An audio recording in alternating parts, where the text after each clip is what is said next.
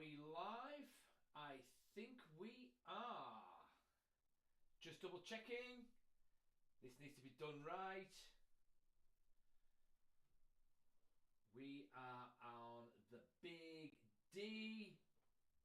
What's going on? I think we're all good. I think. Are we here? Is anyone there? Is the chat working?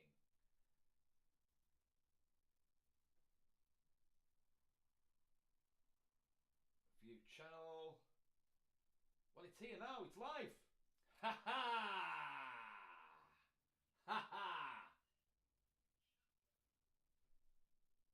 We are working and we are live. I'm telling you now, this whole streaming business, it's quite tricky. But you know what? I thought I would have a little chat with you tonight because it's been a couple of days and there's been a couple of developments when it comes to Manchester United. Let me get my little microphone here.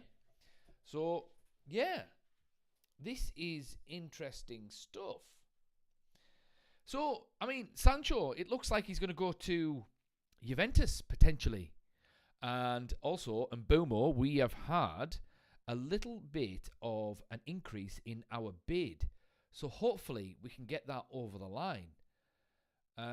But, you know, as always, if you've got anything to say, if something is on your mind, if something is bubbling up inside of you that you need to express, please express it in the comments. The Big D reads all of the comments and he's always interested in what is on your mind. And if there's anything wrong with the feed or anything like that, please put it in the chat. Or if you've got any questions, you know what to do. The Big D is here to engage with his viewers. So yeah, and Mbeumo, it looks like we are going to increase our bid from, I think, about 60 million to about 65, which is, I don't know about some of these bids sometimes because there's a lot of quibbling, you know. I mean, I know like 5 million difference to me and you is massive, life-changing. But for football clubs, the difference between 60 million and 65 million, is it really that much of a difference? Especially when you see like clubs increase bids from, I don't know, 60 million to 62.5. That gets it over the line. Why does that get it over the line? Is someone's palms getting greased or something? I don't get it, you know. But these things happen. But anyway, I mean, 65 million. I think it'll be 65 million plus add-ons properly. And hopefully we get him in before the end of the week. It's Thursday now. Because I heard Goldbridge say something very interesting. And I really agree with what he had to say, to be quite honest. And that was, he reckons that what the most successful clubs do is they get their business done as early as possible. So that when the new players come, they've got a full pre-season to, you know, acclimatise to the new club, their new surroundings, get used to, their new teammates, the new manager, the new tactics, all of that good stuff. Get moved into the new house, get the decorator in, get their Ferrari sent, and all of that good stuff, you know. So it's always best to get people in early. So United have had a little bit of a habit, and it's been a crap habit, of leaving it too late to get people in. And unless you're the type of player that can hit the ground running, which, I mean, how many players are actually like that, then it's always going to take a little bit of time for you to, you know, get going at a club like Manchester United, you know. So hopefully, as I say, we get Mbeumo in sooner rather than later, because we still need to get that number 9. We still need to get him. But it's really weird. It's really weird, this situation with United. Like, we're crying out for a number 9 goal scorer, but we're signing 2 number 10s effectively. Cunha is a number 10, and Mbeumo is... He's kind of a number 10. He's more of an inside forward. a deep inside forward maybe, but they both can play up front, but I doubt they're going to play up front. I think from what I can see, maybe Ruben Amorim is going to try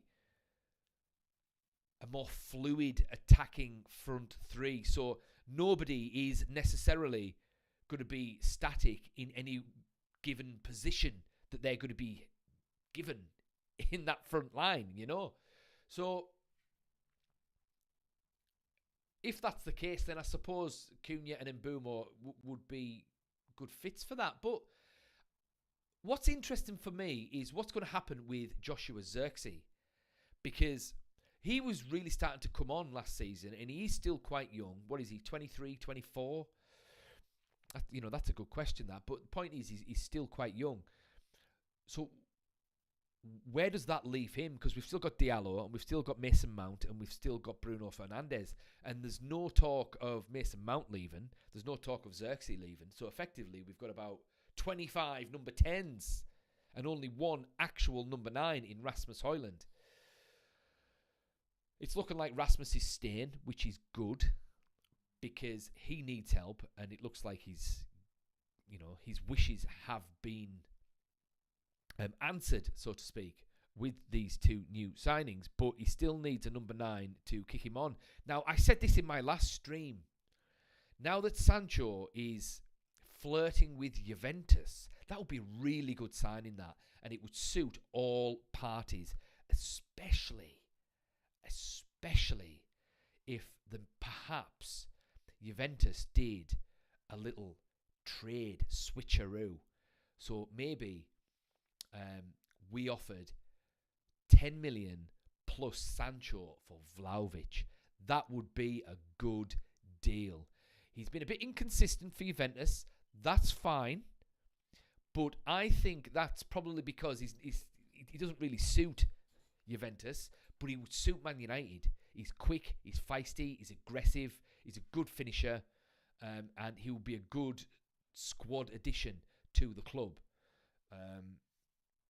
And he's going for cheap. He's got a proven track record in Italy, but he has been a little bit inconsistent. But again, I think that is down to his current environment. He doesn't seem like a Juventus player, if you know what I mean. Like, some players suit certain clubs. And, for example, Matthias de Ligt, he looks like he suits Manchester United. That's it. He's a Man United player, and it just is what it is. Like, Giggsy suited Man United. Ruud van Nistelrooy suited Manchester United, you know. And when a player leaves Man United and they go somewhere else, they don't look like they fit in. Like, when David Beckham left United, he did well everywhere he went, but he didn't look right wearing an AC Milan or a Real Madrid shirt or an LA Galaxy shirt or anything like that, right? Vlahovic doesn't look right at Juventus, but he would look good in the red of Manchester United, and he's got the personality for it as well. And we need these big personalities at the club, just so long as long as it's a healthy big personality, and he's not just like a dickhead, if you know what I mean. You know, he's someone that he might be vocal and he might be aggressive and stuff, but it's only because he wants to win. Now, there's nothing wrong with that, and that's what we need at Manchester United. So there's talks with Sancho, and there's talks with Juventus, and apparently what I'm reading is that Sancho's wages are a factor. 25 million is the value that United have put on Sancho at present. I think that's reasonable. He's got 1 year left on his contract, and we've also got the option to extend that by a further year. So 25 million for a player that's, well, it's got a bad attitude, really. I think that's fair enough. I mean, obviously we're going to have to take a massive hit on what we paid for him, but it is what it is. We need to get him off the books. So yeah. But what do you guys think? As I say, any thoughts, any questions in the comments, in the chat, you know what to do. stick it in there. And the Big D is more than happy, more than willing to answer any questions that you might have. Just keep it clean. This is not that kind of channel, you know. So, but yeah, but what I wanted to do tonight was, I don't know, just have a little chat and have a little bit of fun, and maybe talk about a couple of things. Really, I want to do a little quick AI kind of thing. I think we'll do that now. I want to do an AI prediction. So what we are going to do is, I'm going to get the little AI machine up. Here it is. And we're going to, hang on, let's just fix that a minute. We're going to get the AI machine up. There we go. And we are going to ask ChatGPT to predict a couple of things for us. Okay, so this is the game we're going to do. Assuming Manchester United, we'll just type this in now. Assuming Manchester United sign Mbeumo, we've already got Cunha. I want you to predict how Manchester... Oh, hang on. I've spelt that wrong. How Manchester United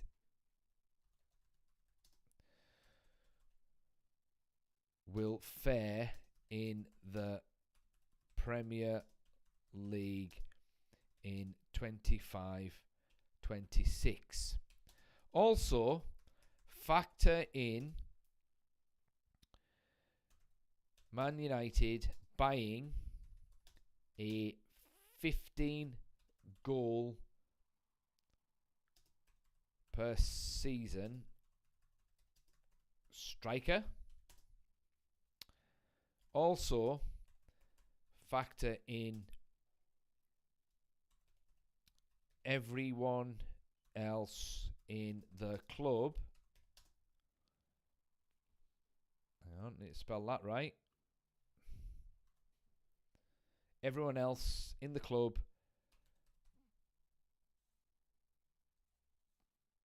performs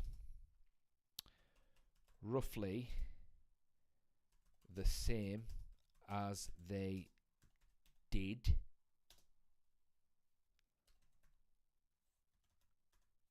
in the 24-25 Premier League season.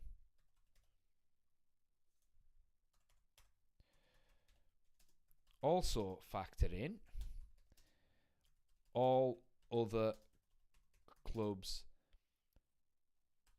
perform roughly the same.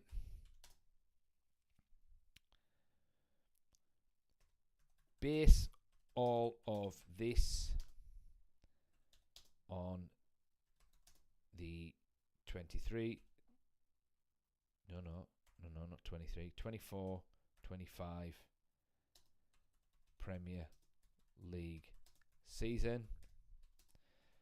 Assuming that new signings at United perform as well as they did last year. Okay, let's see how this predicts Manchester United. So, assuming Manchester United sign Mbeumo, we've already got Cunha. I want you, ChatGPT, to predict how Manchester United will fare in the Premier League in 25-26. Also factor in Man United buying a 15-goal per season striker. Also factor in everyone else in the club performs roughly the same as they did in the 24-25 Premier League season. Also factor in all other clubs in the league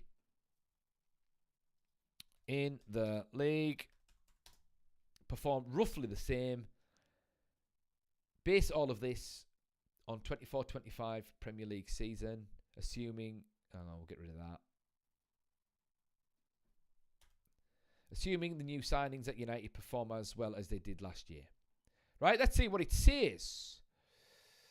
Let's see where Man United will finish next year. Right, here we go. Prediction. Okay, so key assumptions. Man United signed Matheus Cunha. That's 12 goals and assists in the Premier League for Wolves last season. And Mbeumo,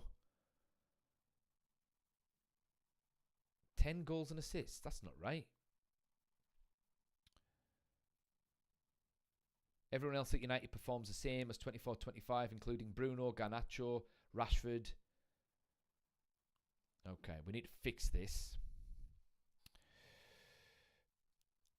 Make sure you are up to date with all Premier League teams and squads and stats as of June 25 and start again. Here we go.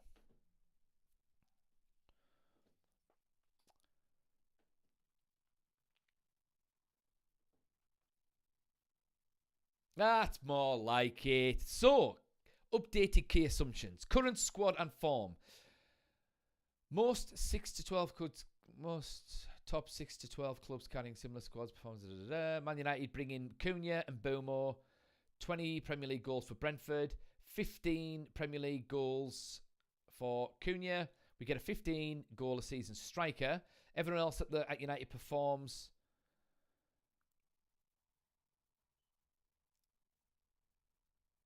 as they did. Well, wow. That is good. So based on this, according to ChatGPT, assuming everyone at United performs the same as they did last year in this next season, plus we add Cunha and Mbeumo and a 15 goal a season striker, and assuming they perform the same way as they did last season, that would put United projected points between 77 and 80 points, which takes us up to third in the Premier League. Still 5 points behind Liverpool. Still roughly 10 points behind Man City. But a couple of points ahead of Arsenal. Wow. 69 points. Yeah. That's do you know what? That's not bad. Now it's telling us why we finished third. So we've got the attack upgrade. It's saying Rashford either re-energized, but he's not there. Yeah, so the attacking upgrade, the midfield holds steady. It's got a couple of old players in there, but that's all right. They didn't do much anyway. Bench depth improves. Yeah, do you know what? That's not too bad. But I think we'll probably do better than that.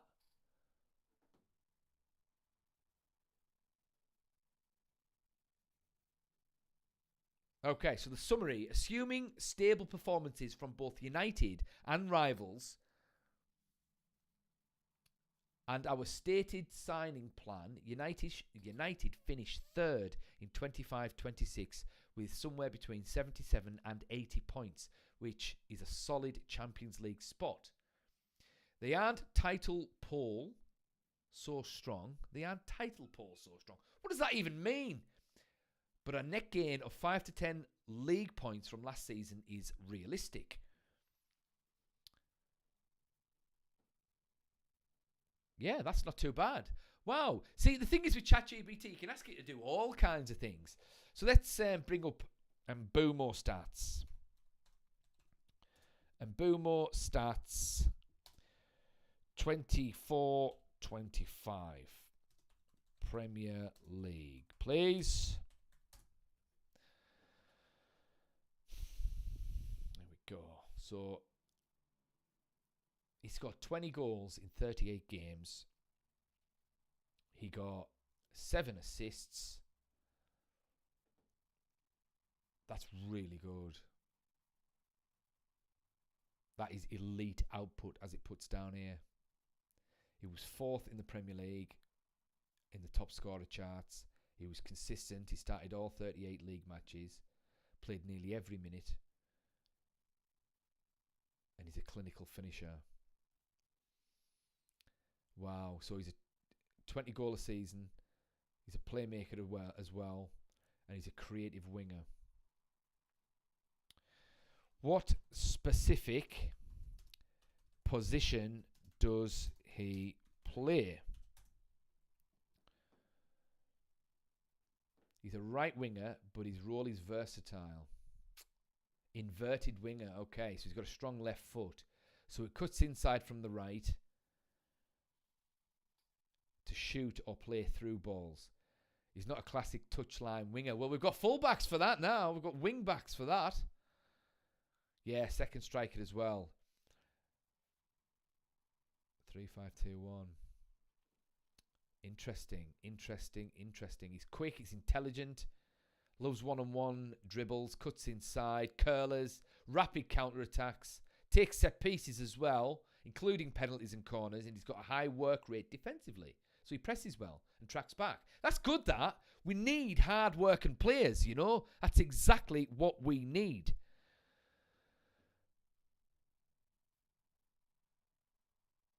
Yeah, that's good.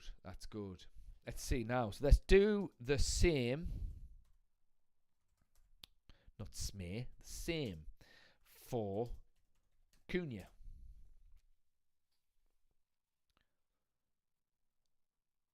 Versatile forward, multiple attacking roles. Second striker mainly, which is basically a little bit more of an advanced. Well, he's actually, that's basically a number 10. Playing just behind the main centre forward in a front two or a supporting role.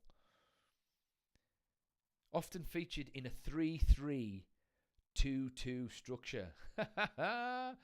He can also play up front as well. We might actually play him up front. You never know. Free roaming attacker. Yeah, we need that. Yeah, that's good. I really like this. This is good. Okay.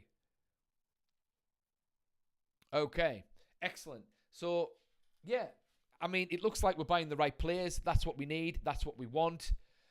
We need creativity. We need goals. And we need Manchester United to climb up that table. Because we can't have another season where we finish 15th. We need to be finishing top 4 next season. None of this 5th or 6th or 7th or 8th and it being seen as an improvement. No, thank you. We need to get ourselves up that table in Champions League places. That's where Manchester United need to be. That's where Manchester United need to go. And that's what we need to work towards. Because Manchester United needs to go back to winning Premier Leagues and winning Champions Leagues. And I don't think it'll take as long as what people say it will. None of this 10 window nonsense. None of this 3, 4, 5, 6 years or anything like that. No, Manchester United can do this within 18 months. No problem. I would even say finishing top 4 is realistic next season.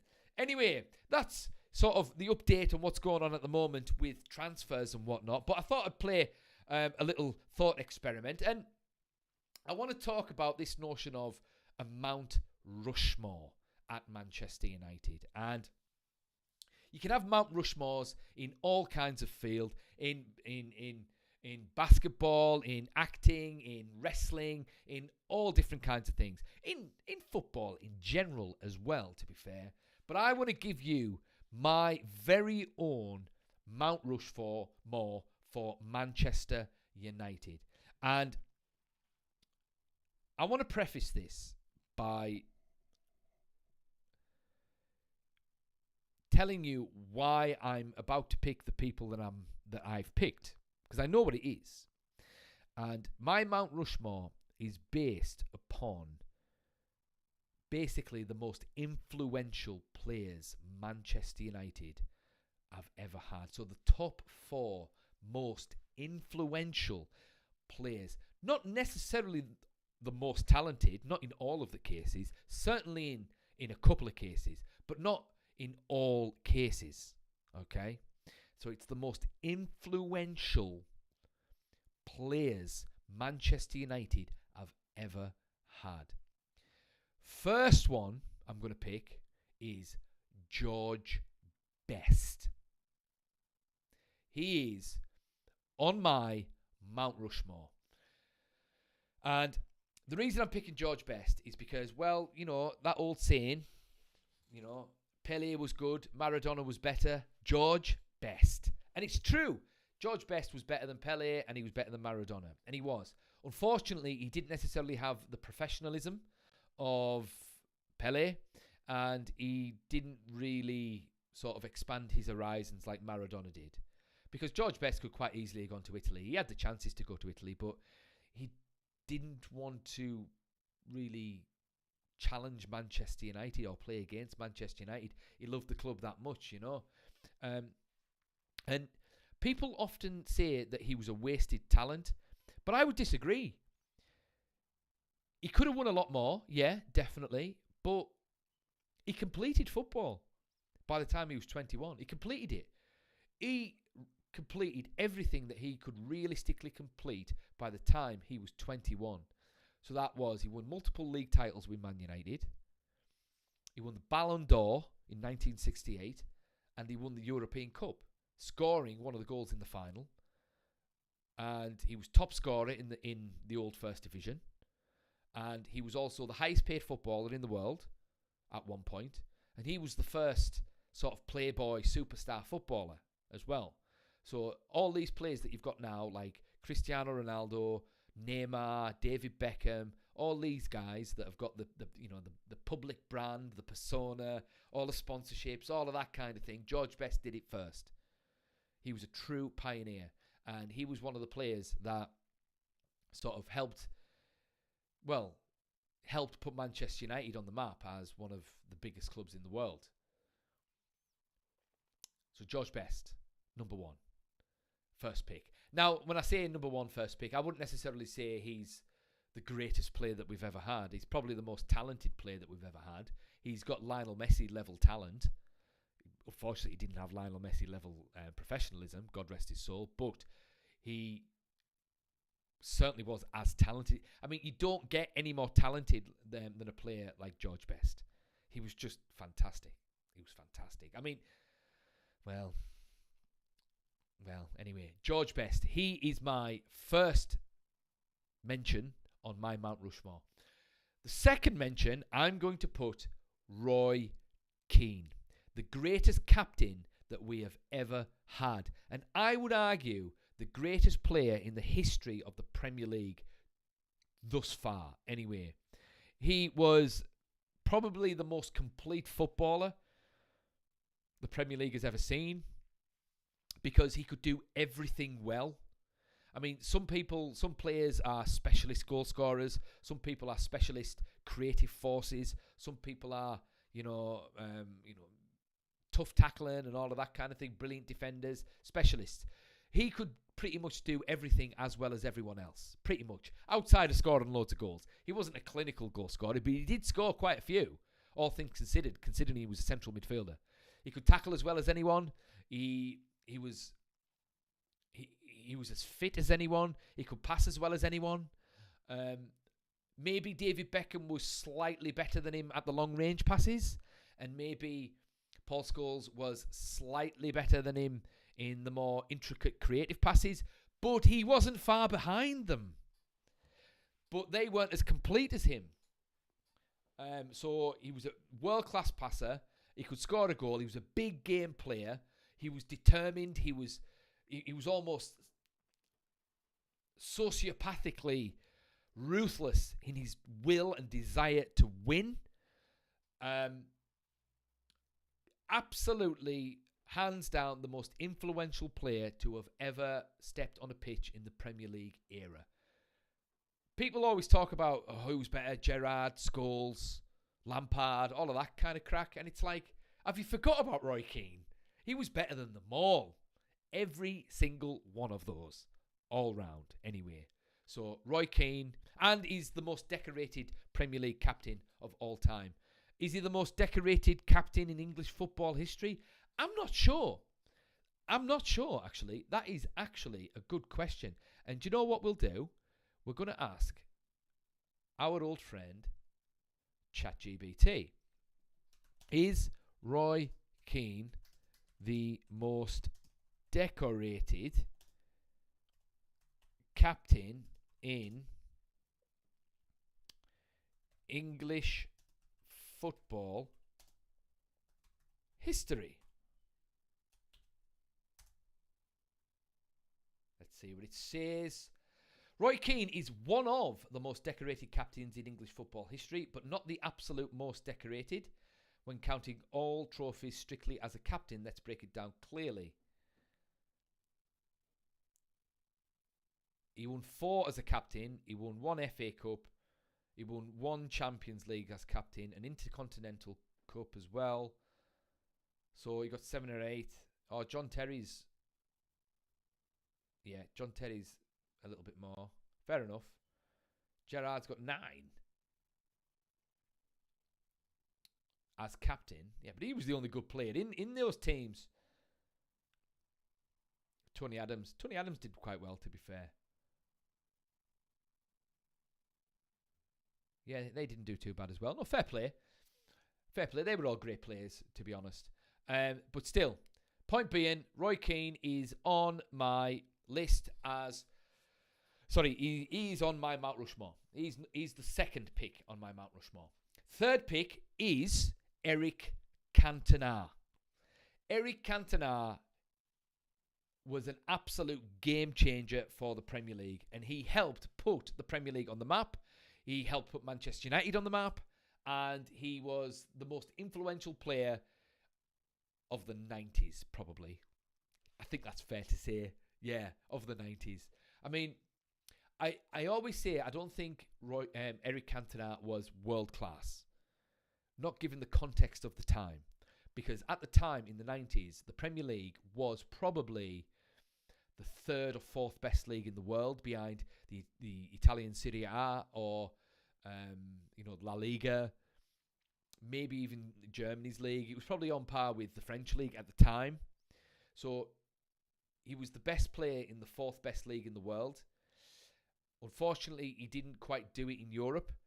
And, I mean, he wasn't doing what he was doing for Man United, for AC Milan in Serie A. So, for that reason, I wouldn't necessarily say he was actually working class.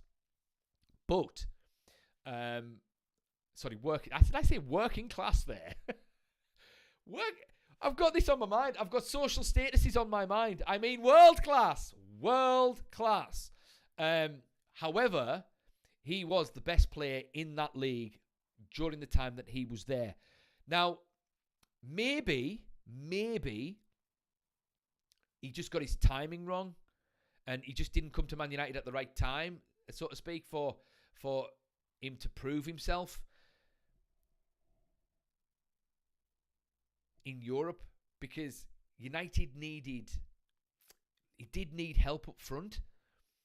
Like if we'd had maybe Eric Cantona and Gabriel Batistuta up front in 98, was it 98? 97, say, in his last season, then it might have been a different kettle of fish, and he might have won his European Cup, but unfortunately he didn't. However, he was massively influential in establishing Man United as the dominant Premier League side in the 90s, and he had phenomenal influence on the work ethic and the intelligence of players like David Beckham, Gary Neville, Phil Neville, Giggsy as well, and all those guys, Nicky Butt, Paul Scholes, who would then obviously go on and dominate. Well, they didn't dominate Europe, but they won the European Cup and they did well. So yeah.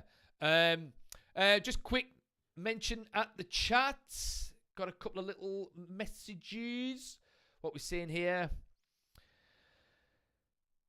Thames Jen Deliso, Sancho to Juventus, Douglas Luiz to United is better for next season, please. Well, yeah, definitely Sancho to Juventus. I would agree with that. But Douglas Luiz, I mean, do we really need Douglas Luiz? I don't know too much about Douglas Luiz, to be honest. What position does he play? Let's see what we have here. Okay. Tell me about Douglas Luiz. Let's see what he says. Searching the web. Douglas Luiz. Taking its time.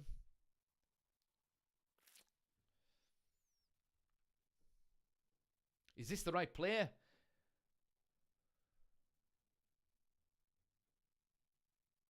Oh, yeah. Yes, it is.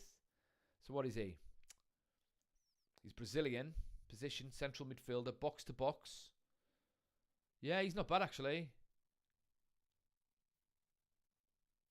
Juventus, all competitions for Villa, goals and assists. Versatile central midfielder, strong passer. 27. 27 though, eh? I mean, would he suit Ruben Amorim's United?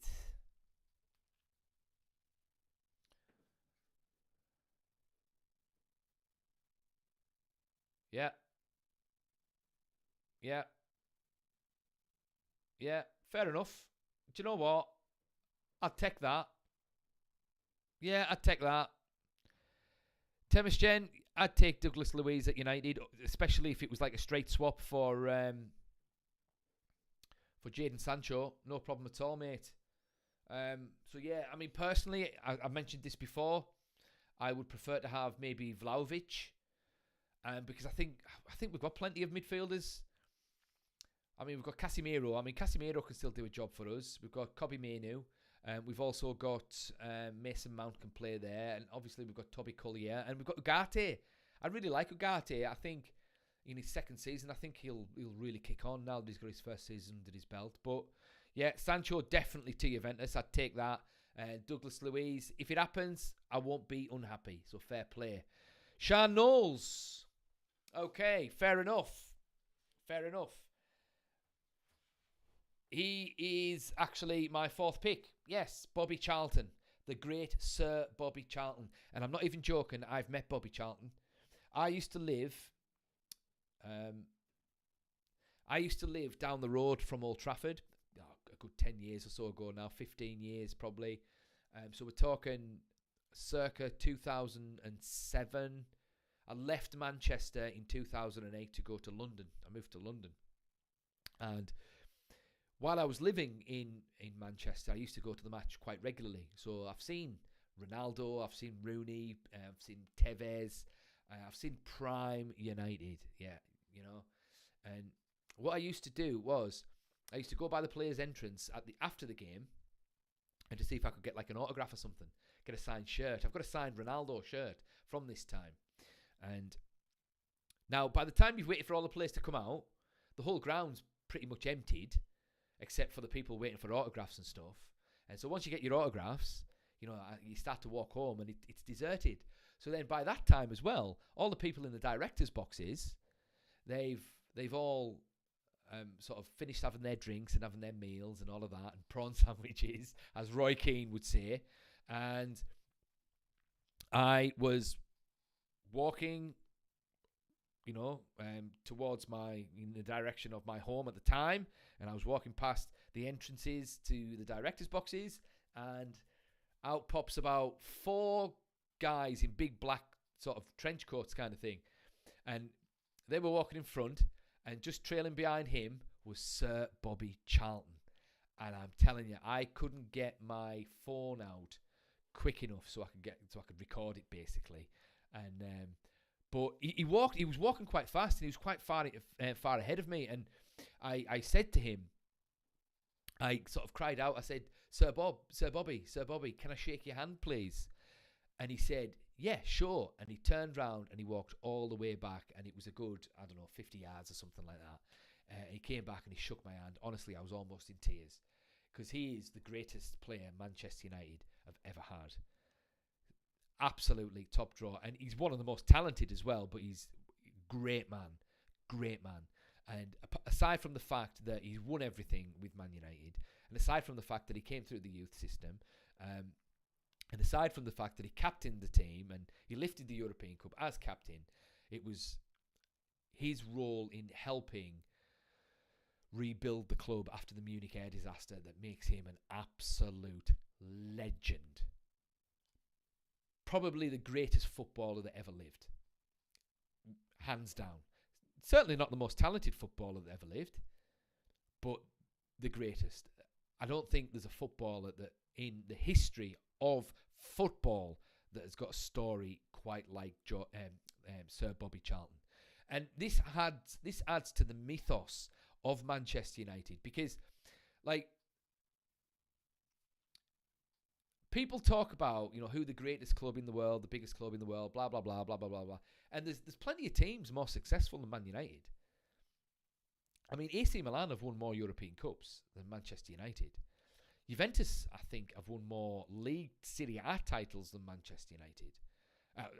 National titles, that is. Real Madrid, miles more successful than Manchester United. But, and even the Scousers have won more European Cups. But all those teams don't inspire fans like Manchester United. Even though Man United have been fantastically successful, I would argue that's not necessarily the primary reason why Man United resonates with so many fans around the world. Why they resonate is because of the story, the history and the stories behind the club. The fact that Manchester United created arguably the greatest team of all time, one of them anyway, in the Busby Babes in the 50s, and then unfortunately they died. But then the team resurrected over the course of 10 years and they went on and conquered Europe. Now that's inspiring. That is inspiring. That's an underdog story, And then you've got players like Sir Bobby Charlton that climbed out of that wreckage in the Munich air disaster and still went on and won a Ballon d'Or. I was going to say he was the first Englishman to win a Ballon d'Or. No, he wasn't. That was Stanley Matthews. I think Stanley Matthews was the first player to ever win a Ballon d'Or, actually, just on a side note. But I digress. The point is, it's players like that. And George Best, these kinds of players that make Manchester United as popular as they are. They are. Even now, in this slump that Manchester United are going through right now, Manchester United are still headline news. In what other nation or league does a team in 15th position make headline news just all on their own? Only Manchester United. But yeah, two good comments there. Two good comments in the chat. If anyone else got any questions, any suggestions on what your Mount Rushmore is, tell me what your Mount Rushmore is. I want to know. So my Mount Rushmore, just to recap, is George Best, Eric Cantona, Roy Keane, Sir Bobby Charlton.